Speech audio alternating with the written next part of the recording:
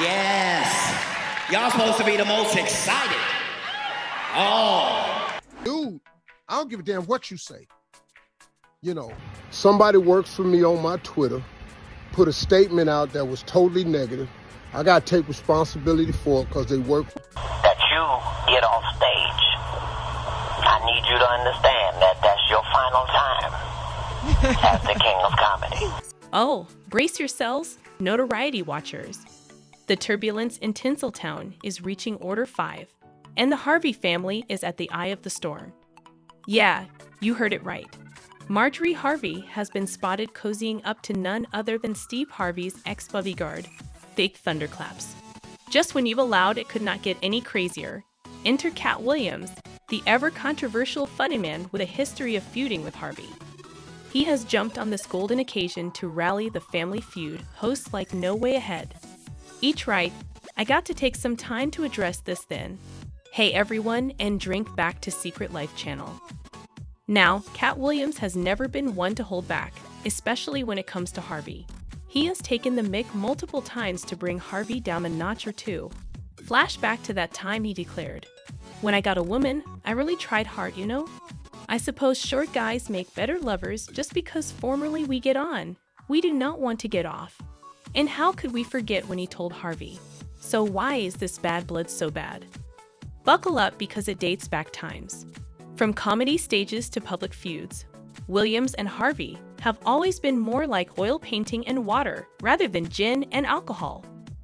Williams is notorious for pulling numbers that throw Harvey off his game, and let's just say he has set up the ultimate ammo this time.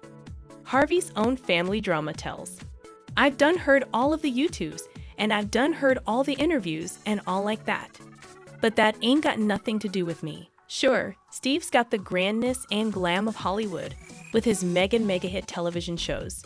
But let's not forget that the man's personal life has been a roller coaster of tabloid scandals.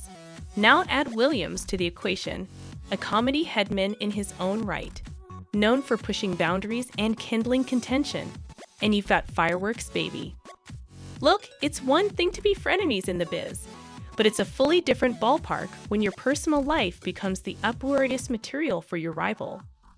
Williams is not just rooting Harvey, he is enkindling his personal life, using Marjorie's alleged affair with Big Thunderclaps as energy for his blazing, uproarious campfire.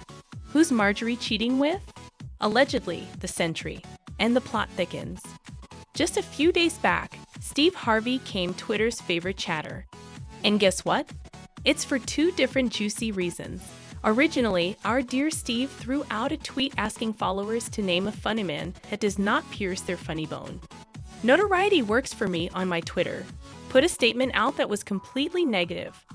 I got to take responsibility for it because they work for me. Well, supposedly that was a genius idea by his social media practitioner to spark some engagement. But plot twist, Steve gave him the charge for that cocky tweet. Oh, the drop. But the engagement was talking about name a funny man you do not suppose is funny. Why would I do something like that? They do not indeed make any damn sense. My whole brand is to be motivational. But hold up, that is not all. The grapevine was abuzz with some serious whispers about a storm brewing in Steve and Marjorie's connubial paradise. Get this, reports are discovering the tea that Marjorie, Steve's lady love, was perhaps playing footsie with none other than Steve's personal cook in Century, William Big Boom Freeman. And if you are wondering about the big part, well, that is what everyone's calling him. Steve knew I was having a thing with Marjorie, okay? Steve, you saying Steve Harvey knew. Yes, he knew. He wanted to be. He wanted. Now, then, is the juicy cherry on top. Scuttlebutt manufactories are working overtime with whispers that Marjorie might be serving Steve with divorce papers soon, with a stunning $300 million as the asking price. Social media investigators and observers have been having a field day with this tidbit. Some are gobsmacked that a relationship practitioner like Steve could face such a dilemma. So this is a little beef thing that everybody wants to start. Beget you want to make a name for yourself. That is cool, do you? You ain't gonna do it right then, however. While we have formerly bandied about how Katt Williams had a field day with the Harvey saga, He is not the only one getting chuckles out of Steve's situation. But then is a little flashback for you. Steve and Katt's racy feud is not fresh news. Rewind to 2008.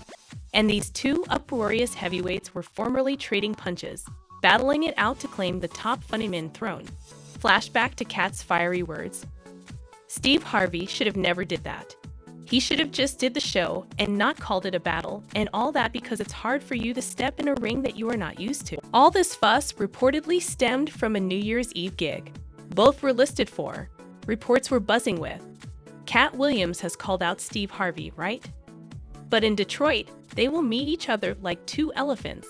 And Katt, never one to wince down from a challenge, intimately dared Steve, saying he would catch down his King of Comedy title at their participated New Year's Eve show. The ripples from this were so huge that notorieties picked brigades at. I had him on my show the time. But if you are gonna do another stick, just tell the family that you are sticking with me. I am gonna be dogging you on the radio. Just before their important anticipated performance, Steve Harvey joined Jamie Foxx over the airwaves on Fox's satellite radio show. Steve suggested that he would rise above the drama, sidestepping any brickbats from Williams. But Williams, he came set. Slipping a prizefighter's mask, he was in full battle mode, going hard at Steve. From his uproarious chops to, believe it or not, his fashion and hair game. Please give it up for Steve Harvey. He is one of the stylish we have ever had, Williams cheekily remarked. To put it mildly, Williams was on fire, turning the event into a repast fest targeted solely at Harvey. He threw shade at Harvey's vesture, his acts, and indeed playfully fooled. He thinks he the shotta because he was the shot in 1968. Williams gestured, I am the sesh shot this evening. The zings did not stop there. Williams suggested that the only reason they were co-headlining was that Harvey could not pull the crowd each on his own. And taking it further, he blamed Harvey's audacity to label himself as a king of comedy, suggesting it was a slight to once comedy greats, including Richard Pryor. Now, while Steve did not give a point-by-point disproof to Williams' rush, he did drop some plums of wisdom that suggested at their ongoing tiff. Tykes do not bark at popcorn. They only bark at a cabin moon. Steve added, Tykes bark at the moon all the time. But if the moon barks back, the canine becomes notorious Tykes. But stay, there is a deeper subcast to this drama. Flashback to about 20 times ago. Steve Harvey, alongside comedy titans D.L. Hewley, Cedric the Entertainer, and the late Bernie Mac, soared to fame with their comedy stint, the original Lords of Comedy. This was not just a plutocrat incentive. It was a game-changer reshaping the geography of stage-up shows. But then is the irk. Williams is not exactly on the addict list. With the ongoing beef with Harvey, some suggest that one of Harvey's comedy crew from the Lords of Comedy show might have stirred the pot, sparking Williams' recent fiery outburst.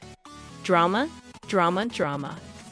Cedric wrapped up his act with a quip about parking a massive spaceship like Cadillac. But the twist? According to a Slip the Tea session on the Morning Hustle, that punchline was stolen goods. Williams claimed that punchline was his concoction, and watching Cedric lay claim to it on the tableware screen felt like a dagger to his heart. Well, when it originally happened to me, it crushed me just because the funny man was formerly bigger and further notorious than me, and he took my ending joke and made it his ending joke on Lords of Comedy's Williams Express. Imagine the shock. The reason it hit so bad was that I was in the theater.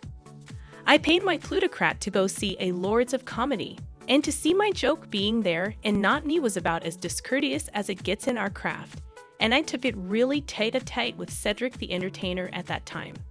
Now connecting the blotches, it's relatively likely that this rebuff told Williams' harmonious lodgings at Harvey, especially when you realize Harvey's the lone king of comedy Williams ever participated the stage with, but there is further tea to pour. Williams further blabbed, Now since also I have done enough work with 10 comedy specials, you either have to write your own jokes, or you are telling a variation of my joke, whether you admit it or not, emphasizing the art in comedy. He placarded, You are moreover firstly creating or you're adopting bits and pieces. And for those wondering if he ever minced it out with Cedric, Williams clapped back, "I am not that type of funnyman. I am going in your mouth where the joke is when you steal my jokes, and I have a character in this assiduity that if you steal my joke, you are going to be missing a tooth or two. I do not play like that." Oh, and he meant every word of it. Harvey, it seems, came the unfortunate philanthropist of the wrath meant for Cedric. Suckers were quick to notice, some indeed suggesting that Williams basically ended Steve's stage-up career. However, Harvey's road to redemption posts the Williams takedown might be longer and rockier than he ever imagined, if this is anything to go by. Oh honey, the suckers are clearly having a field day with this, and YouTube is the bustling mecca of these hot takes. Let's deep dive into what the followers of this succulent drama are saying, starting off with a juicy bone. One stoner speculates, "Believe me, Katt spoke with Steve about his jokes on his marriage beforehand. I do not believe these rumors until they're disassociated." But Katt wins hands down. Ah, the conspiracy. Could it be that behind unrestricted doors, Katt and Steve participated in a private discussion about the sportful dabs concerning Steve's connubial life? And indeed, if they did, the ultimate part of the comment is a huge nod to Katt's prowess on the stage. They are saying, while Steve's personal life might be over for debate, Katt's uproarious chops are beyond any mistrustfulness. Checkmate for Katt. Also, we have got a pious Katt stan chiming in.